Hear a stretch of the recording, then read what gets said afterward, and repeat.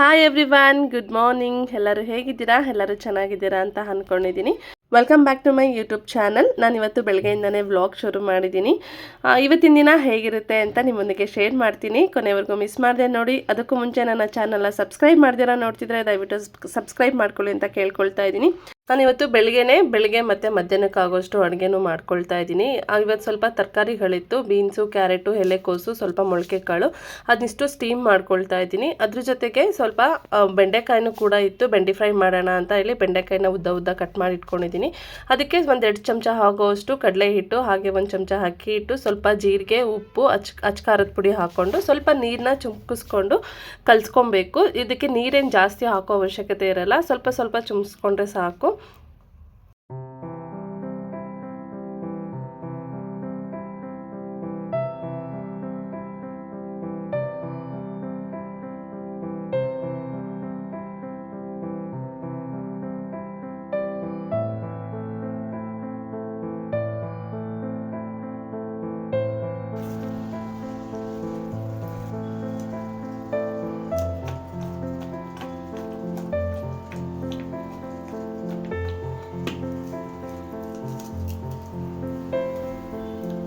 ಈಗ ಬೆಂಡೆಕಾಯಿನ ಎಣ್ಣೆನಲ್ಲಿ ಹಾಕ್ಕೊಂಡು deep fry ಮಾಡ್ಕೊಳ್ತಾ ಇದ್ದೀನಿ. ಈ ರೀತಿ ಮಾಡೋದ್ರಿಂದ ನನ್ನ ಮಗಳೂ ತಿಂತಾಳೆ, ಚೆನ್ನಾಗಿರುತ್ತೆ ಅಂತ. ಸಾಂಬಾರಲ್ಲೆಲ್ಲ ಹಾಕಿದ್ರೆ ಅವಳು ತಿನ್ನೋದಕ್ಕೆ ಹೋಗಲ್ಲ, ಅದಕ್ಕೆ ಯಾವಾಗಲೂ ಒಂದೇ ಥರ ತಿನ್ನೋದೇನಕ್ಕೆ ಅಂತ ಇವತ್ತು ಸ್ವಲ್ಪ ಡಿಫ್ರೆಂಟಾಗಿ ಮಾಡ್ಕೊಳ್ತಾ ಇದ್ದೀನಿ. ಈ ಥರ ಡೀಪ್ ಫ್ರೈ ಮಾಡಿದ್ರೆ ಅದರಲ್ಲೆಲ್ಲ ಸ್ವಲ್ಪ ಆಯಿಲ್ ಜಾಸ್ತಿನೇ ಇರುತ್ತೆ. ನೆಕ್ಸ್ಟ್ ಟೈಮು ಸ್ಟೀಮ್ ಮಾಡೋ ಥರ ಟ್ರೈ ಮಾಡಬೇಕು. ಇನ್ನು ಹಾಗೆ ಮಧ್ಯಾಹ್ನಕ್ಕಾಗೋಷ್ಟು ಸಾಂಬಾರು ಮಾಡ್ಕೊಳ್ತಾ ಇದ್ದೀನಿ. ಯಾಕಂದರೆ ಶಂಕರ್ಗೂ ಮಧ್ಯಾಹ್ನಕ್ಕೆ ಆಫೀಸ್ಗೆ ಮುದ್ದೆ, ಅನ್ನ, ಸಾಂಬಾರೆಲ್ಲ ಕೊಡೋಣ ಅಂತ.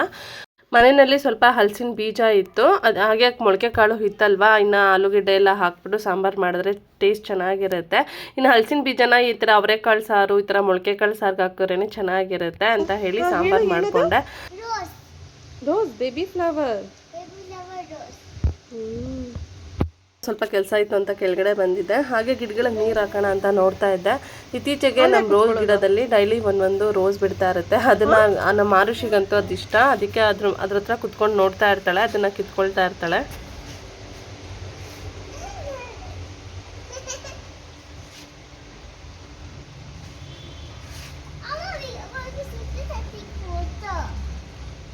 ಇಲ್ಲೆಲ್ಲ ಇನ್ನೂ ಒಂದಷ್ಟು ಮಣ್ಣು ಹಾಕ್ಬಿಟ್ಟು ಗಿಡಗಳು ಹಾಕೋಣ. ಇದು ಮಣ್ಣೇ ಇಲ್ಲ, ಮಣ್ಣು ತರಿಸ್ಬೇಕು.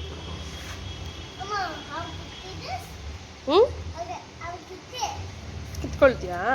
ಬೇಡ ಬಿಡಮ್ಮ, ಅಲ್ಲೇ ಇದೆ, ಚೆನ್ನಾಗಿರುತ್ತೆ. ಮುಳ್ಳಿರುತ್ತೆ, ಹುಷಾರು, ಕಿತ್ಕೋ. ಇನ್ನು ಮುಳ್ಳಿರುತ್ತೆ ಗಿಡದಲ್ಲಿ. ಮುಳ್ಳಿಲ್ವಾ? ಈ ರೋಸ್ ಪ್ಲ್ಯಾಂಟ್ಸಲ್ಲಿ ಮುಳ್ಳಿರುತ್ತಪ್ಪ, ನೋಡ್ಕೊಂಡು ಕೀಳ್ಬೇಕು. ಓಕೆ, ಕಿತ್ಕೋ. ಬರೀ ಇಲ್ಲಿ ನೋಡಿ, ಹಿಂಗಿಟ್ಕೋಬೇಕು.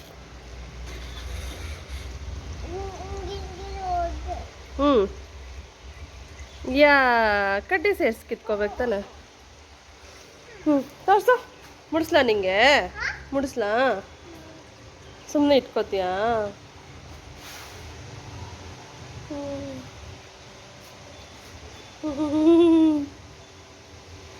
ಏನದು ಹೇಳು?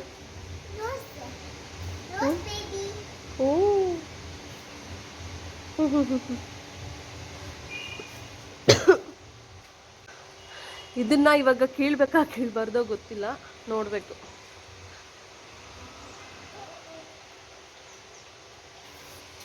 ಇನ್ನು ಹಾಗೆ ನೋಡಿ, ಮತ್ತೆ ಲಕ್ಷ್ಮಣ ಫಲ ಬರ್ತಿದೆ. ಇಲ್ಲ, ಆ್ಯಕ್ಚುಲಿ 2 ಮರ ಇದೆ, ಒಂದು ರಾಮಫಲ, ಲಕ್ಷ್ಮಣ ಫಲ. ಅವನು ಬರ್ತಾ ಇದ್ದಾವೆ ಇವಾಗ. ಅಲ್ಲಿ ನೋಡಿ ಎಷ್ಟಿದೆ ಅಂತ. ಇಲ್ಲಿ ಇನ್ನು ಎಲ್ಲೆಲ್ಲಿದೆ, ಮೇಲೆಲ್ಲ ಅಷ್ಟುದ್ದ ಹೋಗಿದೆ.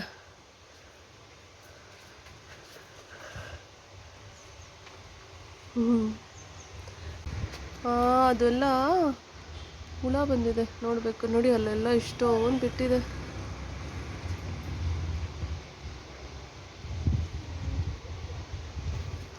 ಇನ್ನು ಎಲ್ಲಿದೆ?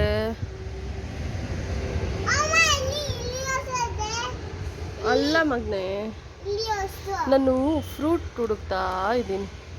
ನೋಡಿ ಮೇಲೆ ಅಲ್ಲಿ ಎಷ್ಟೊಂದಿದೆ. ಮೇಲಿರೋದು ಇಲ್ಲಿ ನೋಡಿ, ಇದ್ರಲ್ಲೂ ಫ್ಲವರ್ಸ್ ಎಲ್ಲ ಬಿಟ್ಟಿದೆ. ಎಷ್ಟು ಫ್ಲವರ್ಸ್! ಇದು ಬಟರ್ ಫ್ರೂಟು. ನನಗೆ ಗೊತ್ತಿಲ್ಲ ಎಕ್ಸಾಕ್ಟಾಗಿ, ಶಂಕರ್ ಬಟರ್ ಫ್ರೂಟ್ ಅಂತ ಹೇಳಿದ್ದಾರೆ.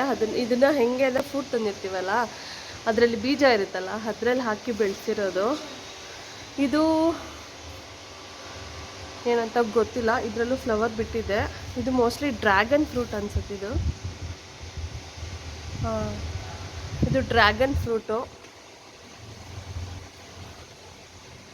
ನೋಡಿ ಎಷ್ಟು ಬಂದಿದೆ ಅಂತ. ಇನ್ನು ಅಲ್ಲಿವರೆಗೂ ಹೋಗಿದೆ, ಅಲ್ಲೆಲ್ಲ ಇದೆ ಫ್ಲವರು.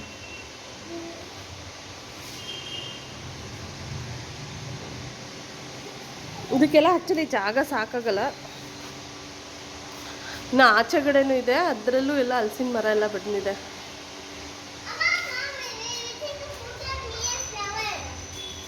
ತೆಗೆದ್ನಲ್ಲ, ಫೋಟೋ ತಕ್ಕೊಂಡೆ ಬಿಡೋ.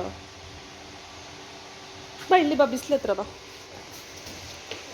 ಟ್ರೀ ಹತ್ರ ನಿಂತ್ಕೋ, ಟ್ರೀ ಹತ್ರ ಹೋಗೋ. ಅಲ್ಲಿ ಹೋಗಿಲ್ಲ, ಹಿಂಗೆ ಇಟ್ಕೋಬೇಕು flower.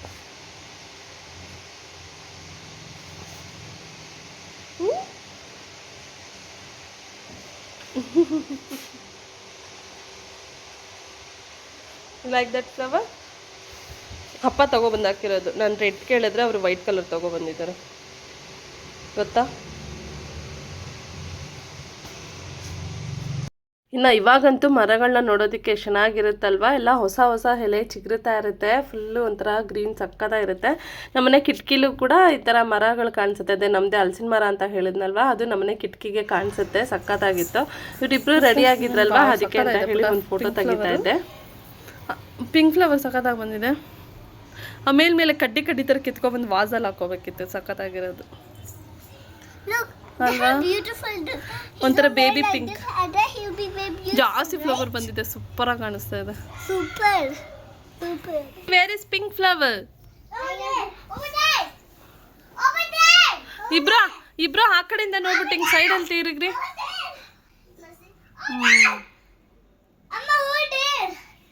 Yeah ಅಂಗ್ಲಿ yeah like that ಅಲ್ಲಿಡು sofa ಮೇಲೆ. ಆರುಷಿಬಿನ್ ಅಪ್ಪು, ನಾನು ಫಸ್ಟೇ ಹೇಳಿದ್ದೀನಿ ಡೊಂಗೆಲ್ಲ ಆಡಿದ್ರೆ ನಾನು ಗೇಮೇ ಆಡಲ್ಲ. It's a game. You want game or not? Then stop crying. Clip ಸರಿಯಾಗಿ ಹಾಕು ಮೇಲೆ, hair band. Okay, study. Don't cry. ಇವರಿಬ್ರು ನನ್ನ ಹತ್ರ ಒಂದು ಸಿಕ್ಕಾಪಟ್ಟೆ ತರಲೆ ಮಾಡ್ತಿದ್ರು. ಸರಿ ಅಂತ ಹೇಳಿ ಒಂದು ಗೇಮ್ ಆಡಿಸ್ತಾ ಇದ್ದೆ. ಗೇಮ್ ಆಡ್ಸೋಕೆ ಮುಂಚೆ ಹೇಳಿದ್ದೀನಿ ಇಬ್ಬರು ಫೈಟಿಂಗ್ ಮಾಡಬಾರ್ದು ಅಂತ. ಆದರೂ ಫೈಟಿಂಗ್ ಮಾಡ್ತಾಯಿದ್ರು. ಒಬ್ಬರು ಏನಾರ ಎತ್ಕೊಂಡ್ರು, ಇಲ್ಲ ನಾನು ಎತ್ಕೊಬೇಕು ಅಂತ. ಹಾಗೋ ಹೀಗೋ ಮಾಡಿ ಏನೋ ಒಂದು ಆಟ ಆಡಿಸಿದೆ. ಇನ್ನು ಆರುಷಿ ಊಟಕ್ಕೆ ನೂಡಲ್ಸ್ ಬೇಕು ಅಂತ ಹೇಳಿದ್ಲು. ನೂಡಲ್ಸ್ ಖಾಲಿ ಆಗಿತ್ತು, ಅದಕ್ಕೆ ರಾಗಿ ಶಾವಿಗೆ ಇತ್ತು. ಅದು ಚೆನ್ನಾಗಿತ್ತು, ಅನಿಲ್ ರಾಗಿ ಶಾವಿಗೆ ಬರುತ್ತಲ್ಲ ಅದು. ಸರಿ ಅಂತೇಳಿ ಅದನ್ನೇ ಮಾಡ್ತಾಯಿದ್ದೆ. ಇದನ್ನು ನಾನು ಫಸ್ಟು ಒಂದು ಪಾತ್ರೆಗೆ ನೀರು ಹಾಕ್ಕೊಂಡು ಅದಕ್ಕೆ ಸ್ವಲ್ಪ ಉಪ್ಪು ಹಾಕ್ಕೊಂಡು ಒಂದು 2 ರಿಂದ 3 ನಿಮಿಷ ಶಾವಿಗೆನ ನೆನೆಸ್ಕೊಬೇಕು. ಅಷ್ಟರಲ್ಲಿ ನಾನಿಲ್ಲಿ ಸ್ಟೀಮ್ಗೆ ಅಂತ ಇಲ್ಲಿ ರೆಡಿ ಮಾಡ್ಕೊಳ್ತಾ ಇದ್ದೀನಿ. ನೆನೆಸ್ಕೊಂಡಿದ್ದಾದಮೇಲೆ ಸ್ಟೀಮ್ನ ಇದನ್ನು ಅಷ್ಟೇ 4 ನಿಮಿಷ ಅಷ್ಟೇ ಸ್ಟೀಮ್ನ ಮಾಡ್ಕೋಬೇಕು. ಜಾಸ್ತಿ ಟೈಮು ಮಾಡ್ಕೊಂಬಿಟ್ರೆ ಅದು ಫುಲ್ಲು ಮುದ್ದೆ ಆಗಿಬಿಡುತ್ತೆ, ಏನೂ ಮಾಡೋದಕ್ಕೆ ಆಗೋದಿಲ್ಲ. ಅದಕ್ಕೆ ಕರೆಕ್ಟಾಗಿ ಒಂದು 4 ನಿಮಿಷ, 3 ರಿಂದ 4 ನಿಮಿಷ ಸಾಕು ಅದನ್ನು ಸ್ಟೀಮ್ ಮಾಡಿಕೊಂಡ್ರೆ. ಸ್ಟೀಮ್ ಮಾಡ್ಕೊಂಡಿದ್ದಾದಮೇಲೆ ಅದನ್ನ ಒಗ್ಗರಣೆ ಹಾಕ್ಕೋಬೇಕು.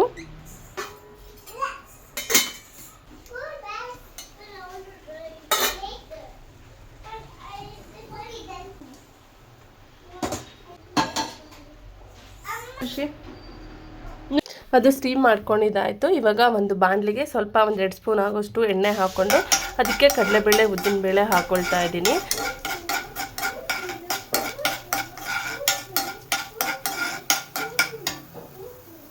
ಕಡಲೆಬೇಳೆ ಉದ್ದಿನಬೇಳೆ ಸ್ವಲ್ಪ ಫ್ರೈ ಮಾಡ್ಕೊಂಡಿದ್ದಾದಮೇಲೆ ಸಾಸಿವೆ ಹಾಕ್ಕೊಳ್ತಾ ಇದ್ದೀನಿ.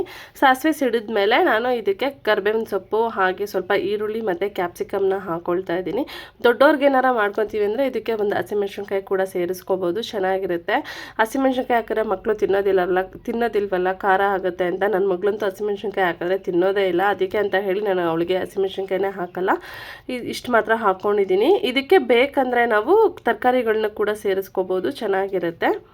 ಇವಾಗ ಇದನ್ನೆಲ್ಲ ಒಂದ್ಸಲ ಚೆನ್ನಾಗಿ ಫ್ರೈ ಮಾಡ್ಕೋಬೇಕು. ಹಾಗೆ ಜೊತೆಗೆ ಸ್ವಲ್ಪ ಉಪ್ಪು, ಹಾಗೆ ಸ್ವಲ್ಪ ಜೀರಿಗೆ ಪುಡಿ, ಮೆಣಸಿನ ಪುಡಿ ಹಾಕ್ಕೊಂಡು ಫ್ರೈ ಮಾಡ್ಕೊಳ್ತೀನಿ. ಅದ್ರ ಜೊತೆಗೆ ಸ್ವಲ್ಪ ಫ್ಲೇವರ್ ಚೆನ್ನಾಗಿರಲಿ ಅಂತ ಆರಿಗ್ಯಾನೋ ಮತ್ತು ಪಿಜ್ಜಾ ಮಿಕ್ಸ್ ಬರುತ್ತಲ್ಲ ಅದನ್ನು ಸ್ವಲ್ಪ ಹಾಕ್ಕೊಳ್ತೀನಿ. ಟೇಸ್ಟ್ ಚೆನ್ನಾಗಿರುತ್ತೆ. ಅವ್ರಿಗೇನು ಖಾರ ಏನು ಹಾಕ್ತಾ ಇಲ್ವಲ್ಲ, ಸ್ವಲ್ಪ ಇದಾರ ಫ್ಲೇವರ್ ಇರಲಿ ಅಂತ ಹೇಳಿ ಅದನ್ನು ಹಾಕ್ತಾ ಇದ್ದೀನಿ. ಕೊಡಲ್ಲ ನಾನು, ಅದು ಗ್ಲಾಸ್ ಬಿದ್ದರೆ ಹೊಡೆದೋಗುತ್ತೆ.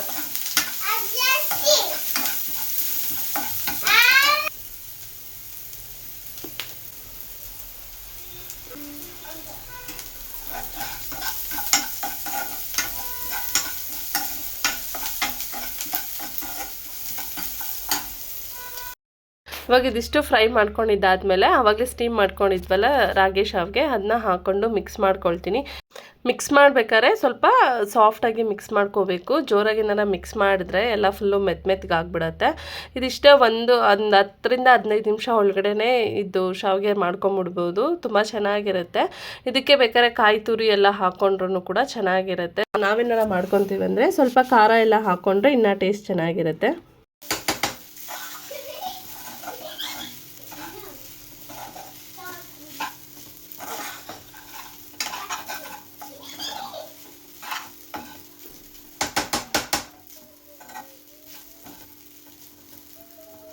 ಲಾಸ್ಟಲ್ಲಿ ಸ್ವಲ್ಪ ಕೊತ್ತಂಬರಿ ಸೊಪ್ಪನ್ನ ಕಟ್ ಮಾಡಿ ಹಾಕ್ಕೊಳ್ತಾ ಇದ್ದೀನಿ. ಇನ್ನು ಹುಳಿ ತಿನ್ನೋಕೆ ಇಷ್ಟಪಡೋರು ಲಾಸ್ಟಲ್ಲಿ ಬೇಕಾದ್ರೆ ಸ್ವಲ್ಪ ನಿಂಬೆಹಣ್ಣು ಕೂಡ ಹಿಂಡ್ಕೊಬೋದು.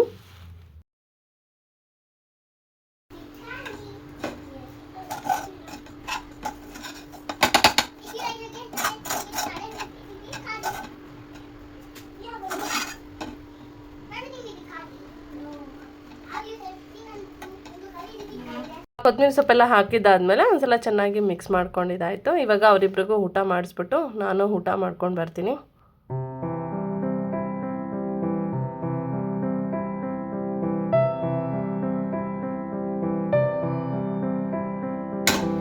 ನೋಡಿ ಆಚೆ ಆಟ ಆಡ್ಕೊಂಡು ನೋಡಿರಿ. ಅವರಿಬ್ರಿಗೂ ಊಟ ಮಾಡಿಸಿದ್ದಾಯಿತು. ಇವಾಗ ನಾನು ಊಟ ಮಾಡೋಣ ಅಂತ ಬಂದೆ. ನಾನು ಬೆಳಗ್ಗೆನೇ ಮುದ್ದೆ ಮಾಡಿಬಿಟ್ಟು ಹಾಟ್ ಬಾಕ್ಸಲ್ಲಿ ಹಾಕಿಟ್ಟಿದ್ದೆ, ಅದನ್ನೇ ತಿಂತಾ ಇದ್ದೀನಿ. ಇವಾಗ ನನಗೆ ಈ ಮೊಳಕೆ ಕಾಳು ಅವರೆಕಾಳು ನೆನೆಸ್ಬಿಟ್ಟು ಸಾಂಬಾರು ಮಾಡಿದಾಗ ಈ ರೀತಿ ಹಲಸಿನಕಾಯಿ ಬೀಜ ಹಾಕ್ಕೊಂಡ್ರೆ ನನಗಂತೂ ತುಂಬ ಇಷ್ಟ, ಚೆನ್ನಾಗಿರುತ್ತೆ. ನಾನು ಊಟ ಮಾಡ್ಕೊಂಬರ್ತೀನಿ.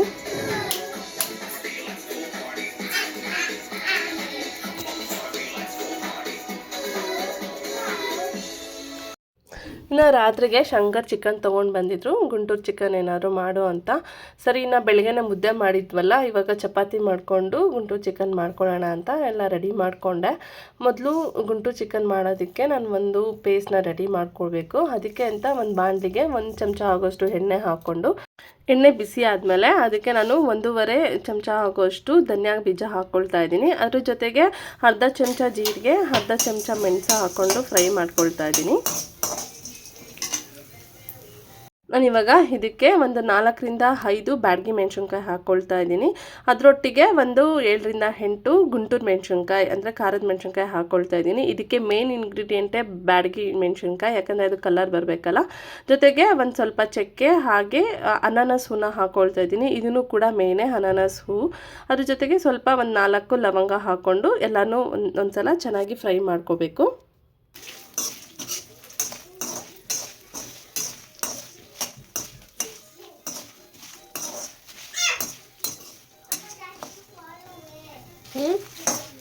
ನೀನು ಯಾರು ಅಷ್ಟೊಂದು ಇದು ಮಾಡಕ್ಕೆ ಹೇಳಿದ್ದು?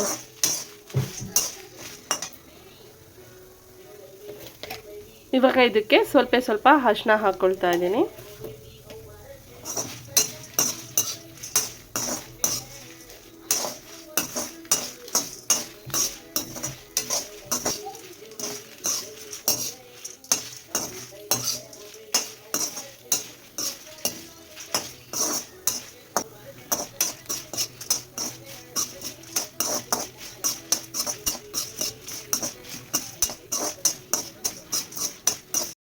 ಧನಿಯಾ ಮೆಣಸಿನ್ಕಾಯಿ ಎಲ್ಲ ಫ್ರೈ ಮಾಡ್ಕೊಂಡಿದ್ದಾದಮೇಲೆ ಒಂದೆರಡು ಚಮಚ ಆಗೋಷ್ಟು ಒಣ ಕೊಬ್ಬರಿ ತೊಗೊಂಡಿದ್ದೀನಿ.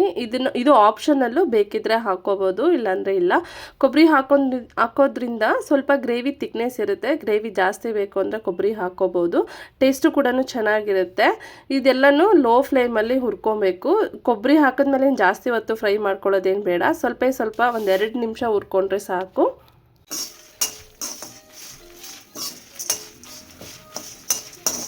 ಎಲ್ಲ ಫ್ರೈ ಮಾಡ್ಕೊಂಡಿದ್ದಾದಮೇಲೆ ಇವಾಗ ಇದನ್ನು ಒಂದು ಜಾರಿಗೆ ಹಾಕ್ಕೊಳ್ತಾ ಇದ್ದೀನಿ. ಜಾರಿಗೆ ಹಾಕ್ಕೊಂಡ್ಮೇಲೆ ಒಂದು 5 ನಿಮಿಷ ಬಿಟ್ಬಿಡಬೇಕು ತಣ್ಣಗಾಗೋಕ್ಕೆ.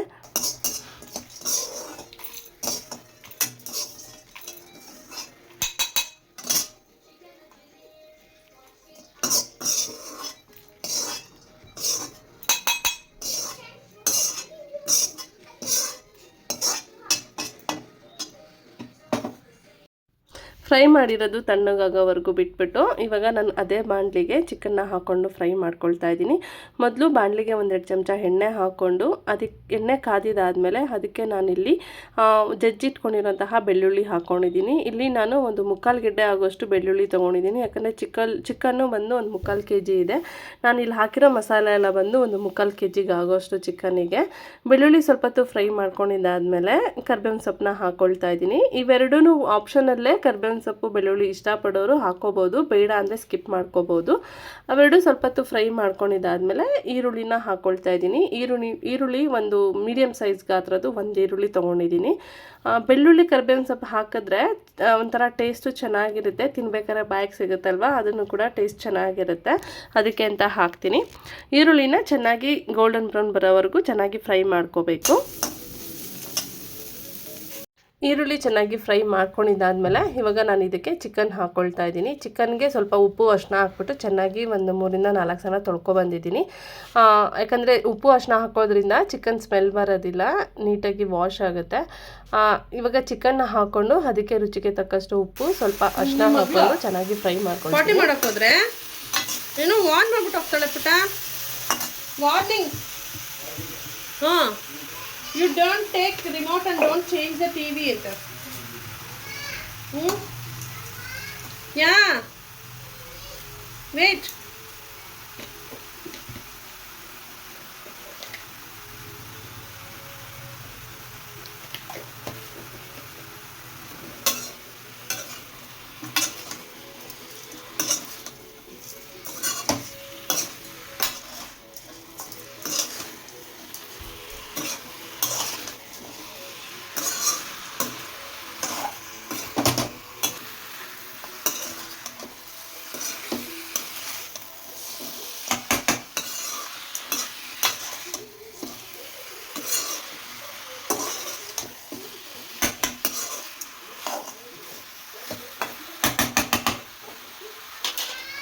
ವೇಟ್ ಮಂಗಾರ. ಇವಾಗ ಚಿಕನ್ನೇ ನೀರು ಬಿಟ್ಕೊಂಡು ಅದು ಸುಂಡೋವರೆಗೂ ಫ್ರೈ ಮಾಡ್ಕೋಬೇಕು. ಇವಾಗ ಒಂದು ಪ್ಲೇಟ್ ಮುಚ್ಚಿಬಿಟ್ಟು ಒಂದು 5 ನಿಮಿಷ ಬಿಡ್ತೀನಿ.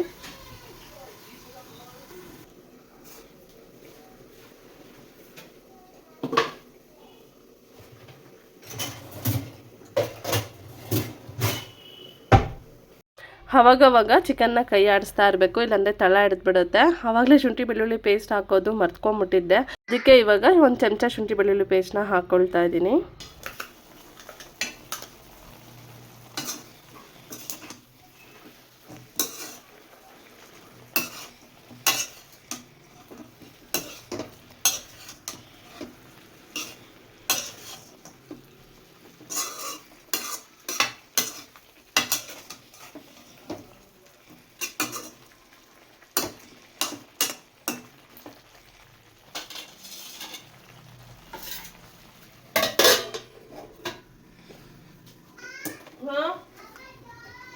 Amma, little busy. Don't give any toys.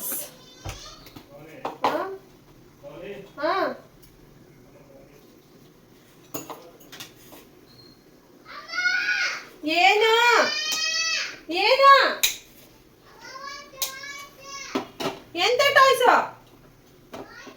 ಅರ್ಶಿ ಕೊಡಕ್ಕಾಗಲ್ಲ. ಅರ್ಶಿ ನೀನು ಎದ್ದು ಬಾ. ಅರ್ಶಿ ಇವಾಗ ಕೊಡಕ್ಕಾಗಲ್ಲ ನಾನು.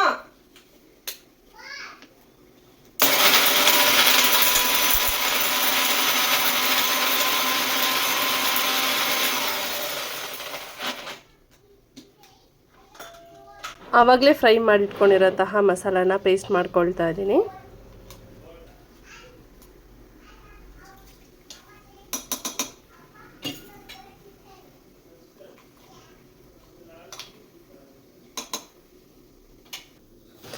ಈ ರೀತಿ ನುಣ್ಣಗೆ ಪೇಸ್ಟ್ ಮಾಡ್ಕೋಬೇಕು ಇದನ್ನು.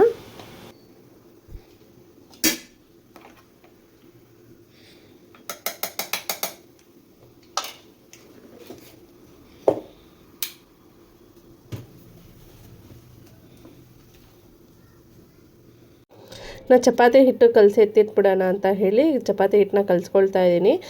ಹಿಟ್ಟು ಒಂದು 10 ನಿಮಿಷ ನೆನ್ಕೊಂಡ್ರೆ ಚೆನ್ನಾಗಿರುತ್ತೆ, ಚಪಾತಿ ಸಾಫ್ಟಾಗಿ ಬರುತ್ತೆ ಅಂತ ಹೇಳಿ ಕಲಿಸ್ಬಿಟ್ಟು ಎತ್ತಿಟ್ಕೊಳ್ತಾ ಇದ್ದೀನಿ ಇವಾಗ.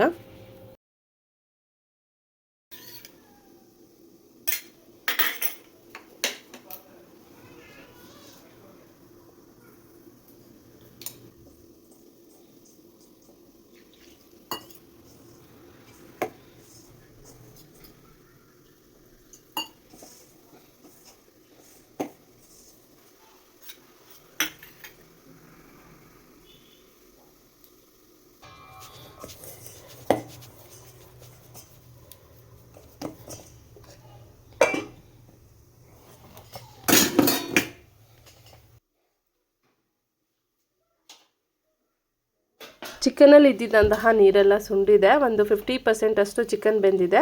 ಇವಾಗ ನಾನು ಇದಕ್ಕೆ ಒಂದು ಟೊಮೊಟೊನ ಕಟ್ ಮಾಡಿ ಹಾಕ್ಕೊಳ್ತಾ ಇದ್ದೀನಿ. ಟೊಮೊಟೊನೂ ಕೂಡ ಆಪ್ಷನಲ್ಲು.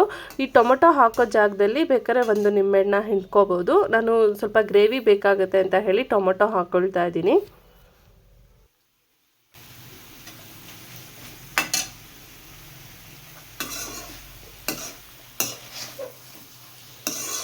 ಟೊಮೊಟೊ ಹಾಕಿದ ಮೇಲೆ ಎಲ್ಲನೂ ಒಂದ್ಸಲ ಚೆನ್ನಾಗಿ ಮಿಕ್ಸ್ ಮಾಡಿಕೊಂಡು ಫ್ರೈ ಮಾಡಿಕೊಂಡು ಮತ್ತು ಪ್ಲೇಟ್ ಮುಚ್ಚಿಬಿಟ್ಟು ಒಂದು 5 ನಿಮಿಷ ಬೇಯಿಸ್ಕೊಬೇಕು.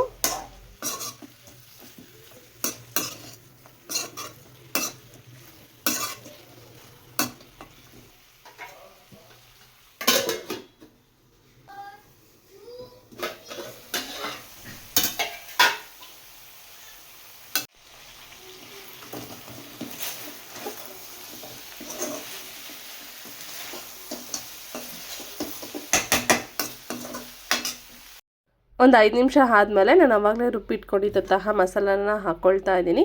ಮಸಾಲ ಹಾಕಿದ್ಮೇಲೆ ಅದನ್ನೇನು ಜಾಸ್ತಿ ಫ್ರೈ ಮಾಡ್ಕೊಳ್ಳೋ ಅವಶ್ಯಕತೆ ಇಲ್ಲ, ಯಾಕಂದರೆ ನಾನು ಮುಂಚೆನೇ ಮಸಾಲಾನ ರೋಸ್ಟ್ ಮಾಡ್ಕೊಂಡಿರೋದ್ರಿಂದ ಇವಾಗ ಮತ್ತಿನ್ನೊಂದು ಸಲ ಏನು ಫ್ರೈ ಮಾಡ್ಕೊಳ್ಳೋದು ಬೇಕಾಗಿಲ್ಲ. ಮಸಾಲ ಹಾಕ್ಕೊಂಡು ಜಾರ್ ತೊಳೆದ್ಬಿಟ್ಟು ನಮ್ಗೆ ನೀರು ಎಷ್ಟು ಬೇಕಾಗುತ್ತೆ ಅಷ್ಟನ್ನ ಹಾಕ್ಕೋಬೋದು. ನೀರು ಹಾಕ್ಕೊಂಡಿದ್ದಾದಮೇಲೆ ಚಿಕನ್ ಬೇಯೋವರೆಗೂ ಬೇಯಿಸ್ಕೊಂಡ್ರೆ ಸಾಕಾಗುತ್ತೆ.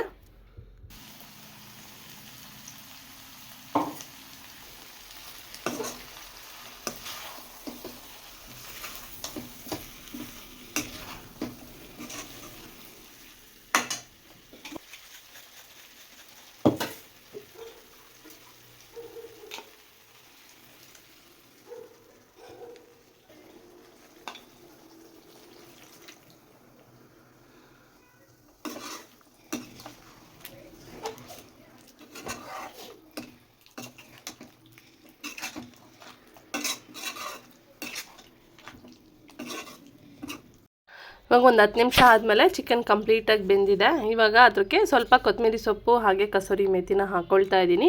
ನಂಗೆ ಸ್ವಲ್ಪ ಗ್ರೇವಿ ಬೇಕು ಅಂತ ಹೇಳಿ ಈ ರೀತಿ ಮಾಡಿಕೊಂಡೆ. ಗ್ರೇವಿ ಬೇಡ ಅಂದರೆ ಇದೇ ಪ್ರೊಸೆಸಲ್ಲಿ ತೀರಾ ಡ್ರೈ ಮಾಡ್ಕೊಬೋದು. ಅಂದರೆ ಕೊಬ್ಬರಿ ಮತ್ತು ಟೊಮೆಟೊ ಹಾಕ್ದಿರಾ ಲಾಸ್ಟಲ್ಲಿ ಸ್ವಲ್ಪ ನಿಂಬೆಹಣ್ಣು ಇಟ್ಕೊಂಡು ಫುಲ್ಲು ನೀರು ಸುಂಡೋವರೆಗೂ ಚೆನ್ನಾಗಿ ಫ್ರೈ ಮಾಡಿಕೊಂಡ್ರೆ ಫುಲ್ಲು ಡ್ರೈ ಆಗುತ್ತೆ. ರಸಮ್ ಮಾಡಿದಾಗ ಈ ರೀತಿ ಖಾರವಾಗಿ ಚಿಕನ್ ಡ್ರೈ ಮಾಡಿಕೊಂಡ್ರು ಕೂಡ ತುಂಬ ಚೆನ್ನಾಗಿರುತ್ತೆ. ಚಿಕನ್ನ ಮಾಡಿದ ತಕ್ಷಣ ತಿನ್ನೋಕೆ ಹೋಗಬಾರ್ದು. ಒಂದು 5 ನಿಮಿಷ ಆದಮೇಲೆ ತಿಂದರೆ ಟೇಸ್ಟ್ ಇನ್ನೂ ತುಂಬ ಚೆನ್ನಾಗಿರುತ್ತೆ. ಅಷ್ಟರಲ್ಲಿ ಉಪ್ಪು ಖಾರ ಎಲ್ಲ ಚೆನ್ನಾಗಿ ಪೀಸಿಗೆ ಹಿಡ್ದಿರುತ್ತಲ್ವ, ಅವಾಗ ಇನ್ನೂ ಟೇಸ್ಟ್ ಚೆನ್ನಾಗಿರುತ್ತೆ. ಇನ್ನು ಚಪಾತಿ ಮಾಡಿಕೊಂಡ್ರೆ ಇನ್ನು ಅಡುಗೆ ಎಲ್ಲ ಕಂಪ್ಲೀಟ್ ಆಗುತ್ತೆ. ಇನ್ನು ಊಟ ಮಾಡಿ ಮಲಗೋದಷ್ಟೇ. ಈ ರೀತಿಯಾಗಿತ್ತು ನಮ್ಮ ಇವತ್ತಿನ ದಿನಚರಿ. ಈ ವಿಡಿಯೋ ಇಷ್ಟ ಆಗಿದ್ರೆ ಲೈಕ್ ಮಾಡಿ, ಶೇರ್ ಮಾಡಿ. ಹಾಗೆ ನೀವೊಂದ್ಸಲ ಈ ರೆಸಿಪಿನ ಟ್ರೈ ಮಾಡಿ ಹೇಗಿತ್ತು ಅಂತ ಕಮೆಂಟ್ ಮಾಡಿ. ಹಾಗೆ ನನ್ನ ಚಾನಲ್ನ ಸಬ್ಸ್ಕ್ರೈಬ್ ಮಾಡ್ತೀರಾ ನೋಡ್ತಿದ್ರೆ ದಯವಿಟ್ಟು ಸಬ್ಸ್ಕ್ರೈಬ್ ಮಾಡಿ, ಸಪೋರ್ಟ್ ಮಾಡಿ ಅಂತ ಕೇಳ್ಕೊಳ್ತೀನಿ. ಮುಂದಿನ ವಿಡಿಯೋದಲ್ಲಿ ಮತ್ತೆ ಸಿಗ್ತೀನಿ. ಅಲ್ಲಿವರೆಗೂ ಟೇಕ್ ಕೇರ್, ಬಾಯ್.